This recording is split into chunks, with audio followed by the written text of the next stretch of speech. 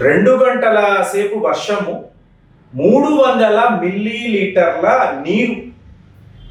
ఇది మీకు శ్రీలంకలో పరిస్థితి. నమ్ముతారా? 150 మరణాలు, అలాగే 250 మంది మిస్సింగ్. మీకు ఒక మహాప్రళయాన్ని శ్రీలంక చూసింది.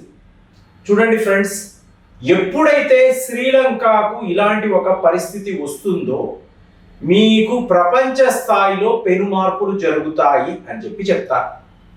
ఎందుకంటే ఇప్పుడు మీరు హిమాలయాల్లో ట్రావెల్ చేశారనుకోండి, ఆ మంచు కొండలు, ఆ అడవులు మీకు చూడడానికి చాలా చాలా చాలా అద్భుతంగా కనిపిస్తూ ఉంటాయి.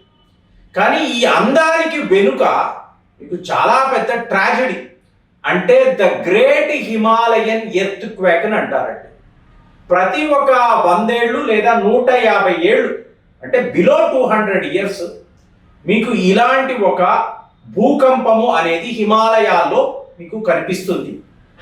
ఎలాంటి ఒక నష్టాన్ని కలిగిస్తుంది అంటే ఆస్తి నష్టము కాదు, ప్రాణ నష్టము కాదు, మీకు హిమాలయాల్లోనే పెద్ద పెద్ద చేంజెస్ను మీరు చూడవచ్చు. సో ఇది ఎక్కడ స్టార్ట్ అవుతుంది అంటే శ్రీలంక అని ఎందుకు అంటున్నాను అంటే రింగ్ ఆఫ్ ఫైర్ అని అంటారు. శ్రీలంక ఇండియన్ ఓషన్ రీజన్ లో ఉంటుంది కదండి. దీని కనెక్షన్ ఎక్కడ? పసిఫిక్ మహాసముద్రం. మీకు అందంగా, మీకు చాలా చాలా స్మూత్ గా కనిపించే వాటర్ ఫ్లో. కానీ దీని వెనుక, దీని అడుగున పెద్ద పెద్ద మీకు అగ్ని పర్వతాలు, మీకు కాంటినెంటల్ డ్రిఫ్టింగ్. సో ఇదంతా మీరు చూడవచ్చు.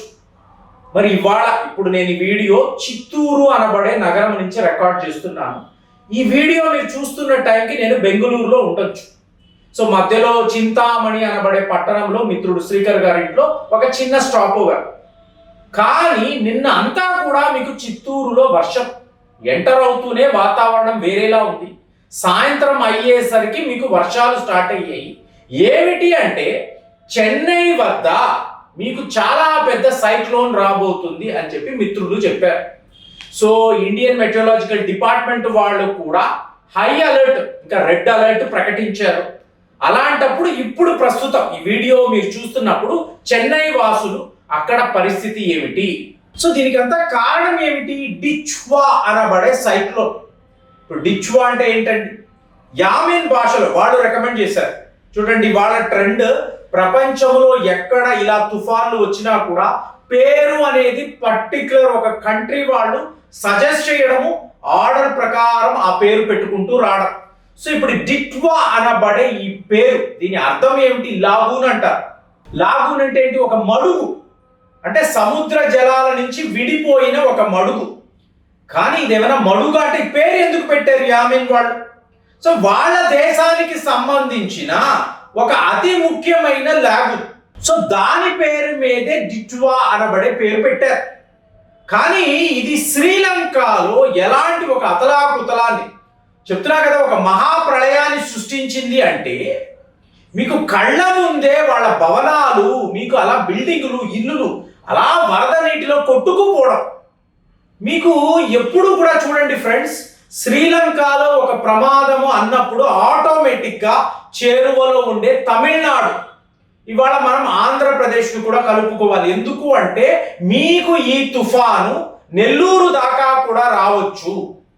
మీకు ఎప్పుడు కూడా కార్తీక మాసము అంటాము, అంటే ముందు దీపావళి, తర్వాత కార్తీక మాసము, కార్తీక మాసం అయిన తరువాత డిసెంబర్ నెల పెద్ద పెద్ద మీకు వరదలు, వర్షాలు, తుఫాన్ ఇది కంటిన్యూస్ గా మనం చూస్తున్నాము.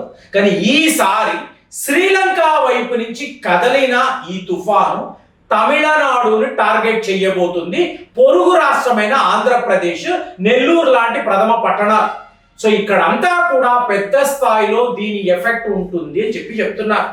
అంటే దీని యొక్క మూలాలు ఎక్కడండి? Ring of fire. విడిగా మాట్లాడాలండి ఈ వీడియోలో దీనికి సంబంధించి. అంటే ఈ రింగ్ ఆఫ్ ఫైర్ ఏంటి, దీని వల్ల ప్రపంచానికి ఉన్న ముప్పు ఏంటి మనం మాట్లాడలేము. ఇక్కడ మాత్రము శ్రీలంకలో జరిగిన నష్టం వాళ్ళ ప్రభుత్వాన్ని చాలా చాలా మెచ్చుకోవాలి. ఎందుకంటే ఒక చిన్న దేశం అండి, కానీ ఈ డిజాస్టర్ మేనేజ్మెంట్, అంటే నేషనల్ డిజాస్టర్ మేనేజ్మెంట్ టీం ఉన్నా చూసారా, ఎంత ఒక అద్భుతాన్ని చేశారు అంటే, మీకు ఒక 2-3 ఏళ్ల క్రితము మీకు చెన్నైలో ఇలాంటి పరిస్థితి వచ్చినప్పుడు బోట్లు వేసుకొని రెస్క్యూ చేయడానికి వచ్చారు. అలాగే కొంతమంది మంచి పౌరులు, యువకులు, వీళ్ళు ఇళ్ళకి వెళ్ళి మీరు సేఫ్ గా ఉన్నారా, ఉండండి, వాళ్ళు వస్తున్నారు, మిమ్మల్ని కాపాడతారు, ఇదంతా మాట్లాడారు. మనం చూసాం కదా, వీడియోస్ లో కూడా చూసాము. సరిగ్గా అలాంటి ఒక విషయమే శ్రీలంకలో కూడా జరిగింది. అంటే కొత్తుమలై అలాగే రాంబోట్ అంటారండి. ఇక్కడ పెద్ద పెద్ద ల్యాండ్ స్లైడ్స్, అంటే అంత అడవులు కదా, అడవులు, శ్రీలంక అంటేనే అడవులు. అలాగే ఒక ఏనుగు పైన ఒక చిరుతపులి కూర్చొని ఉండడం, వరదలకి ఏం చెయ్యాలో తెలియక, ఒక కుక్క తన యజమాని ఇల్లు కొట్టుకుపోతే ఏం చెయ్యాలి చూడండి. జంతువులు, అదే అంటున్నాను, మీకు ప్రకృతికి తేడా ఉండదండి. మానవ జాతి, ఇల్లులు, కాలనీలు అలా కాదు, జంతువులు కూడా. ఒక చిరుత పులియో ఒక పులియో ఏనుగుపై కూర్చొని తనను తాను కాపాడుకోవడం అంటే ఎక్కడ చూస్తారండి? మొసళ్ళు రోడ్ల మీదకి వచ్చి, మొసళ్ళు ఇళ్ల మీదకి వచ్చి, పాములు మీ ఇంట్లోకి వచ్చి, ఇలాంటివన్నీ కూడా ఇవాళ తమిళనాడులో చూసాము, శ్రీలంకలో చూసాము. వరదలు, తుఫాను అన్నప్పుడు ఇలాంటి విచిత్రమైన దృశ్యాలను ఇంకా కూడా చూస్తాం. కానీ శ్రీలంకలో ఈ ప్రాబ్లం అంటే గమనించండి, ఇది మానవ జాతికే ముప్పు. ఎందుకంటే పెద్ద పెద్ద సునామీ మీకు శ్రీలంక ద్వారానే, సరిగ్గా భారత్ యొక్క మ్యాప్ చూశారనుకోండి, మీకు హిమాలయాల్లో భూకంపము వచ్చినా, అలాగే ఇటువైపు ఇండియన్ ఓషన్ రీజన్ లో సునామీ వచ్చినా, పసిఫిక్ మహాసముద్రంలో అగ్ని పర్వతాలు బద్దలైనా, దీని ఎఫెక్ట్ అనేది క్లియర్ గా భారత్ పైన ఉంటుంది. మీలో ఎవరైనా కుమరి ఖండం అని ఒక కాంటినెంట్ ఉండేది, ఇది సముద్రంలో మునిగిపోయింది. దీనితో పాటు పెద్ద పెద్ద నాగరికతలు, అంటే ఒకప్పుడు కొన్ని వేల సంవత్సరాల క్రితము ఈ భారత్లో మీకు ఐఓఆర్, ఇండియన్ ఓషన్ రీజన్ యొక్క మీకు సరిహద్దులో పెద్ద పెద్ద నగరాలు ఉండేవి. ఇవంతా కూడా కుమరి ఖండంకి సంబంధించినవి. ఇవి మీకు ఈ సముద్రంలో మునిగిపోయే ఎన్నోసార్లు మాట్లాడాం. వీటిని నిజము అని నమ్మే వాళ్లకు నేనేం చెప్తున్నానో అర్థమవుతుంది. అంటే అప్పట్లో వెస్టర్న్ కల్చర్, యూరోప్లో వాళ్లకు నాగరికత అంటే ఏంటో తెలియదు, భాష అంటే ఏంటో తెలియదు, ఒక నగర నిర్మాణం ఎలా ఉంటుందో తెలియదు. ఆ టైంలోనే పెద్ద పెద్ద ఊళ్ళు, గ్రామాలు, పట్టణాలను నిర్మించిన కుమరి ఖండం ఉండేది. ఇక్కడ ఒక సిస్టమ్ ఉండేది, మీకు ఒక ప్రభుత్వము అనేది నడిచేది. మీకు ఒక మహాప్రళయంలో ఇదంతా కూడా మునిగిపోయింది అని చెప్పి నేనైతే 100% నమ్ముతానండి. ఎందుకంటే మనకు దొరికిన ఆధారాలు ఇలాగే ఉన్నాయి.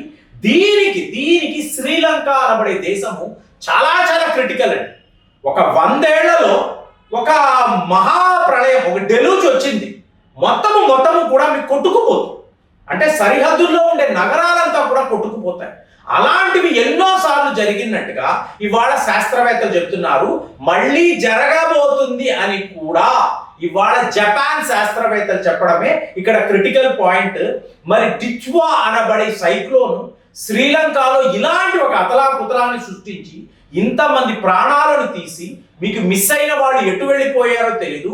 సో వీళ్ళందరూ కూడా మరణించారు అనుకుంటే ఏకంగా 350 మరణాలు. అంటే ఇది వీడియో మాట్లాడుతున్న టైంలో ఇది ఇవాళ తమిళనాడు వైపు వస్తుంది, చెన్నై అలాగే ఆంధ్రప్రదేశ్ కూడా టార్గెట్ గా ఉంటుంది అంటున్నారు. మరి అలాంటి వర్షాలు మీ ప్రాంతాల్లో కురుస్తుందని మీరు గమనించారా? గమనించి దయచేసి కామెంట్ లో రాయండి. ఎందుకంటే నేను బెంగళూరు వైపు వెళ్తున్నాను కాబట్టి అక్కడ ఏం జరుగుతుందో కరెక్ట్ గా చెప్పలేను. మరి మీ యొక్క అనుభవం ఎలా ఉంది, ఈ సైక్లోన్ యొక్క ప్రభావం ఎలా ఉంది, కామెంట్స్ లో రాయండి. మళ్ళీ వచ్చే వీడియోలో కలుద్దాం. జై హింద్.